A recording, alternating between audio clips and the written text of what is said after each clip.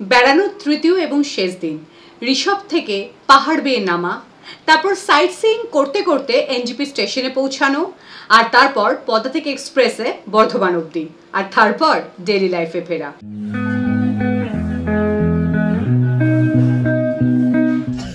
Good morning, third day আর শেষ দিন আমাদের পাহাড়ে। এখন ঋষভে, কাল এসছি এই আমাদের হোমস্টে মেঘমল্লার। এই শুরুর রুমটাতে আমি জয়শ্রী, পরে সেকেন্ড রুমটাতে সুমিতা দি আর মৌসুমি মিস, আর 3 নম্বর রুমটাতে মঞ্জুরি আর মিষ্টি। ছোট্ট একটা ছিমছাম পাহাড়ি হোমস্টে, খুব সুন্দর ভিউ, কাল বিকেলে তো দেখিয়েইছি, এবং এই ভিউয়ের লোভেই এখানে আসা। কিন্তু এমন ভাগ্য আমাদের, কাল সন্ধ্যের থেকে যে এই সাংঘাতিক বৃষ্টি শুরু হয়েছে, তো চলছেই। খুব বেশি রাতের দিক থেকে একটু একটু বৃষ্টি বন্ধ হচ্ছে, কিন্তু এখনও মেঘেরা হেঁটেই চলেছে আমাদের মুখের সামনে দিয়ে, ঘরের সামনে দিয়ে সমানে মেঘ হাঁটছে। একটু করে কখনো দেখতে পাচ্ছি দূরের পাহাড়, আবার ঢেকে যাচ্ছে মেঘে। জানি না আজকে সারাদিনটা কীরকম যাবে। মঞ্জুরির লালু বলেছে এই শটে ওকে নিতেই হবে। এই আমরা আমাদের রুমের থেকে উঠে এলাম, তো এই সেই স্বপ্নের জায়গা যেটা দেখে মেঘমল্লার পছন্দ করা। এই 2 গাছের ফাঁকা দিয়ে কাঞ্চনজঙ্ঘা দেখা যায়। আসলে তা নয়, আমাদের একটু অ্যান্টেনা ঘুরে গেছিল। অ্যাকচুয়ালি সামনের দিকে নয়, আমাদের পিঠের দিক থেকে কাঞ্চনজঙ্ঘা দেখা যায়। আস্তে আস্তে মেঘ সরে একটু একটু পাহাড় দেখা যাচ্ছে, তো সেই আশায় আমরা দাঁড়িয়ে আছি। হ্যাঁ, কিন্তু লালু এখানে পটি করতে এসছে। Very good. এই হাওয়ায় সবাই কান নাক মাথা ঢেকে হি হি করে কাঁপছি। কিন্তু এতক্ষণে মনে হচ্ছে আহা পাহাড়ে আছি না, কোথায় যেন আছি সুমিতা দি? না, মনে হয় স্বর্গে আছি বলছিল না কালকে? মনে হয় স্বর্গে আছি একদম। ইন্দ্রপ্রস্থর মধ্যে, ইন্দ্রপ্রস্থ, ইয়েস, আমি ইন্দ্রপ্রস্থ নামটা ভুলেই গেছিলাম। আর এই সেই ফুল গাছ, যদিও শীতকালে প্রচুর ফুল ফুটবে, এখন তো এটা সময় নয়, কিন্তু এই গাছগুলি দেখেই তো পছন্দ করেছিলাম। অল্প অল্প ফুল রয়েছে। এই সেই সাধের ফুল বাগান, যেটা অবশ্যই শীতকালের জন্য সবচেয়ে ভালো। আর এই আই লাভ ঋষভ পয়েন্ট করা রয়েছে এখানে, একদমই মেঘমল্লারের সামনে, জাস্ট একটু উঠে আসতে হয় সিঁড়ি দিয়ে। এই আই লাভ ঋষভের পিছনে কাঞ্চনজঙ্ঘা ভিউ। তোমরা কোথায় যেতে চাইছো বেড়াতে? মানে আমরা কি বেড়াতে যাচ্ছি? ওকে, চলো কমরেড, আমরা ছাতা নিয়েই হাঁটতে যাচ্ছি। ব্যাস, যতটুকু ছিল আরো ঢেকে গেল। চলো কমরেড। সকাল 9টা বেজে গেছে। আস্তে আস্তে সবাই আমরা এখন চেক আউট করার জন্য রেডি হচ্ছি। একটা রুম ট্যুর দিই ছোট্ট করে।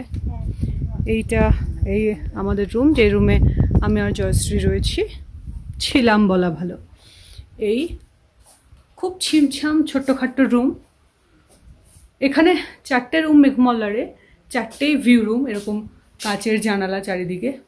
তবে ঠান্ডা হাওয়ার জন্য, বৃষ্টির জন্য খুলে রাখা যাচ্ছে না। এই একটা বেসিন রয়েছে, সঙ্গে আয়না আর বাথরুম। বাথরুমটাও বেশ ছোটোখাটো, ছিমছাম, সাজানো গোছানো। এদেরও মোটামুটি গোছগাছ কমপ্লিট। আমাদের মৌসুমি মিস, মানে আমাদের বর্দি মিস আর সুমিতাদিরও মোটামুটি রেডি। আর এই বাথরুম সবারই মোটামুটি সেম।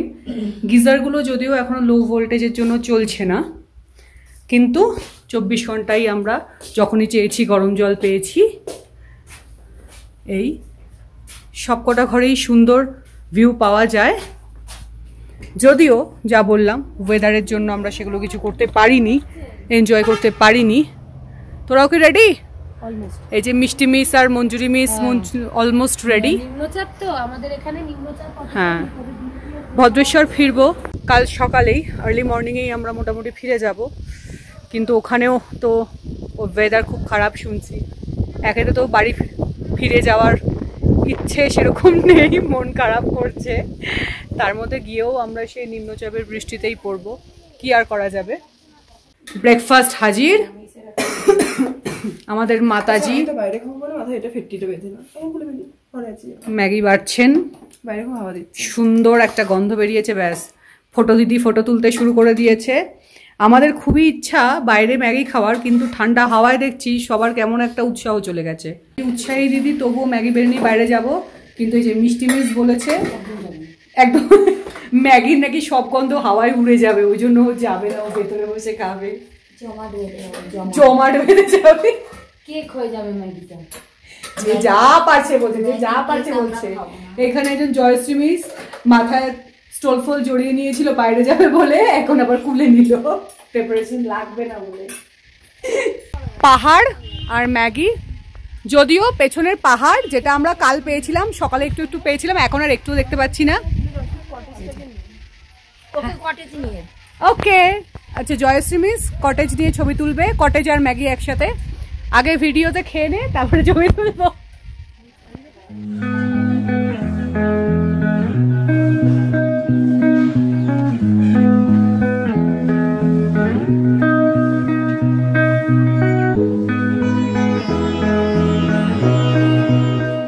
আচ্ছা গাইস, তোমরা কেমন ঘুরেছো?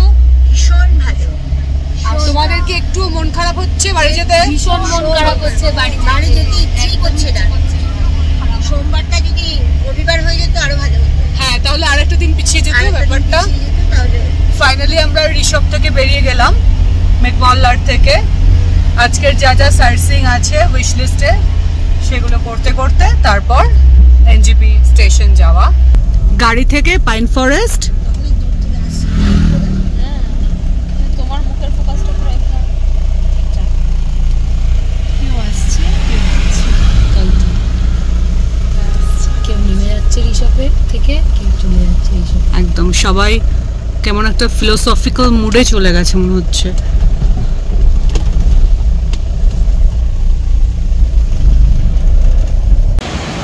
পাপড়ি খেতিতে এসে মঞ্জুরি মিসের মাথা গরম, কারণ আমরা এর আগে দেখেছি যে এই চেল রিভারে নামা যায়, কিন্তু এখন আমরা নামতে পারছি না। এই হনুমান মন্দির যেটার ওপরে ওঠার ইচ্ছে তো রয়েছে। এই যে এখন নামা বন্ধ বৃষ্টির জন্য, কিছু করার নেই, ওপর থেকেই মজা নিতে হবে। এই হনুমান মন্দির এই পাথরের ওপরে, আর কেউ ওঠেনি, আমি একাই উঠে এলাম, কারণ এটাতে না উঠলে এই নদীর সৌন্দর্যটা ফিল করতে পারছিলাম না ভালো করে।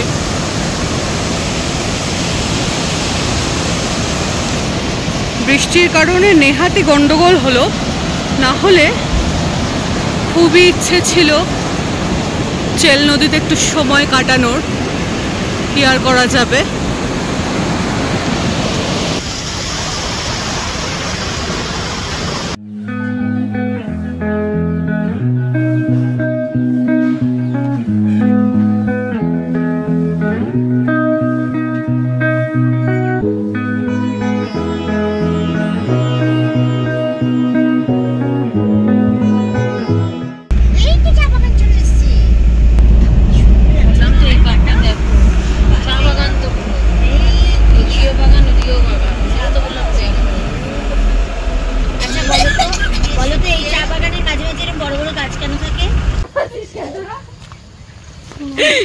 চা বাগান দেখে ছবি তোলার এক্সাইটমেন্টে ঝগড়া করছে। এত ছবি তোলার নেশা, চা বাগানটাকে বাদ থাকে কেন? ব্যাস মঞ্জুরি মিস এবার যে বসার জায়গা পেয়েছে, আবার মেকআপ করবে। বাহ,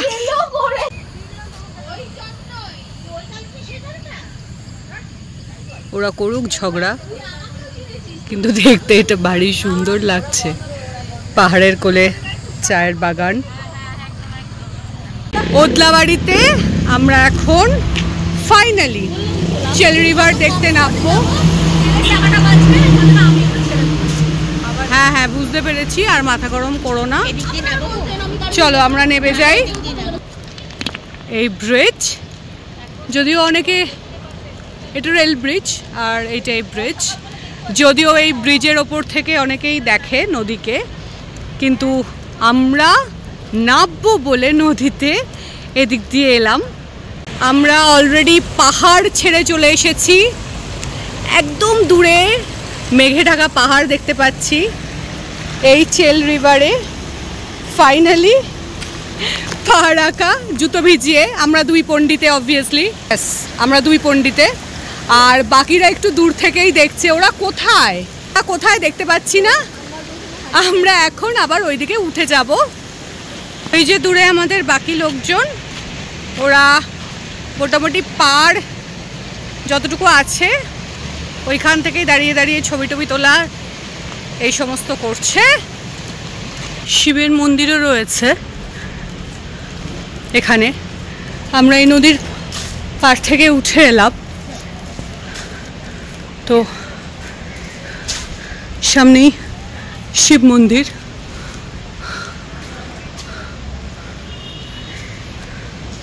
এবার আবার ফিরে যাচ্ছি গাড়িতে। খেতে বসেছি এখন আমরা তিস্তা ব্যারেজের পাশেই একটা হোটেলে, কোথায় জানো, গজলডোবা।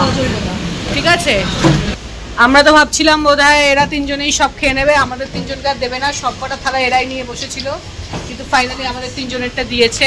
প্রমাণ রাখলাম এটা যে তোমরা 3টাই নিয়েছো, আমাদেরকে দিয়েছো। তো খেয়ে এখনো আমাদের গজলডোবা তিস্তা ব্যারেজটা দেখা বাকি, এখনো লিস্ট শেষ হয়নি। গজলডোবা তিস্তা ব্যারেজ আমরা ওদিক থেকে খেলাম। বাকি আগের 2 দিনের মতো আজকেও বিকেলবেলা প্রায় সন্ধ্যেতে লাঞ্চ করে পেট ভর্তি করে ভাত খেয়ে তারপরে আমরা এখন ব্যারেজ দেখব, তারপর স্টেশন যাব। তিস্তা অনেক চওড়া, এদিকে এখনো হালকা হালকা পাহাড় দেখা যাচ্ছে। এই পাহাড় থেকে এদিকে সমতল, খুব অদ্ভুত। ওইদিকে উত্তাল তিস্তা আর এদিকে চর পড়ে নৌকো। ওই দিক থেকে আসছি আমরা, এবার এদিকে এনজিপির দিকে চলে যাব। ঘোরা শেষ অলমোস্ট, একটু একটু মন খারাপ। আমরা 2 পাগলে নেমে পড়েছি। এই যে লক গেটে জল ছাড়া হচ্ছে অল্প অল্প, এদিকে একটা গেট ছাড়া, ওদিকে আরও গেট ছেড়েছে। তবে ক্যামেরায় সন্ধে হয়ে গেছে যেহেতু আসাটা একটু মুশকিল। নৌকা বিহার হয় কিন্তু আমাদের পক্ষে আর সম্ভব না এখন নৌকা বিহার করা, না হলে আমরা একটা রোমান্টিক রাইড নিতে পারতাম। কারণ কি আমাদের ড্রাইভার দাদা দাঁড়িয়ে আছে অনেক, ট্রেন আছে তো 8:30টায়, কিন্তু বাকি 4 জন ভীষণ মারবে আমাদেরকে, সেটা পরে কথা। কিন্তু এই দিকটায় আসো, তো ওরা দাঁড়িয়ে আছে, এদিকটায় আসো, ব্যাকগ্রাউন্ডটা দেখে কি সুন্দর লাগছে, হেভি লাগছে, দারুণ লাগছে। লগেটের জলটা একটু ফোকাস করলে দেখাতে পারো না, আসছে না খুব একটা, জানো ফোকার হয়ে গেছে তো, আমি জুম করছি কিন্তু মোটামুটি বোঝা যাচ্ছে একটু। হ্যাঁ হ্যাঁ হ্যাঁ, ভালো জল ছাড়ছে।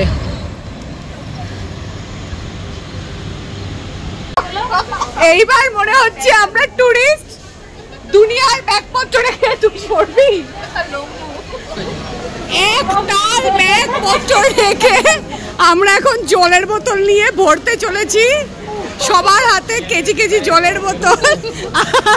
প্লিজকে ফোকাস করো প্লিজ। একজন দাঁড়ানো পাহারাদার, একজন শোয়া পাহারাদার, লাগেজের পাহারাদার রেখে আমরা এখন আমরা বোতল কুড়ানি। তুমি এই ট্রেনটা ছাড়া পালাতেই পারবে না, টিকিট আমার কাছে, টিকিটও তো নেই। মোবাইল এরা লাগেজ কুড়ানি আর জয়সী বলেছে আমরা বোতল কুড়ানি। আমাদের প্ল্যাটফর্মে সংসার চলছে, খাওয়া দাওয়া রান্না বান্না সব চলছে। ইনি আমাদের গৃহিণী, একদম ইনি ঝালমুড়ি মাখবেন আর আমরা সবাই খাবো। হ্যাঁ ঝালমুড়ি এবং ফিস্ট চলছে বসে আছে সবাই একদম অধীর আগ্রহে বসে আছি দেখাও কি রয়েছে একবার দেখ কি কি জড়ো হয়েছে প্লাস্টিকে মুড়ি পেঁয়াজ শসা এসব হয়ে গেছে আরও কি কি সব আছে ব্যাগের মধ্যে যেন বাদাম চানাচুর কত কিছু আছে এই এটা তো পেঁয়াজের খোসা ভাগ ফেলবো না এটার মধ্যে মুড়ি নিয়ে খাবো বোঝো গৃহিণী আবার কি কি খুঁজছে দেখি ওরে পাস আবার ডালমুট বের করেছে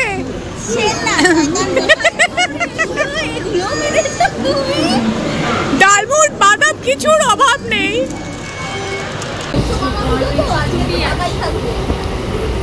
আবার লোকাল ট্রেনে আজকে কত 17 বিশ্বকর্মা পুজো সকাল 6:02 আমরা আবার লোকাল ট্রেনে তার মানে ব্যাক টু বাড়ি বাচ্চারা এখন গল্প করতে করতে যাচ্ছে বর্ধমান থেকে লোকাল ট্রেনে 5টা বাজে ট্রেন ধরলাম লোকাল ট্রেন পদাতিক আমাদেরকে ছেড়ে দিয়ে গেল ভদ্রেশ্বর অব্দি বর্ধমান পুরাই গেছে মানে আমি ওখানে রয়ে গেছি বেসিক্যালি এখনো ফিরতে পারিনি তো আমরা এই মজাটা নিয়ে কাল গিয়ে স্কুলে পৌঁছাবো সবাই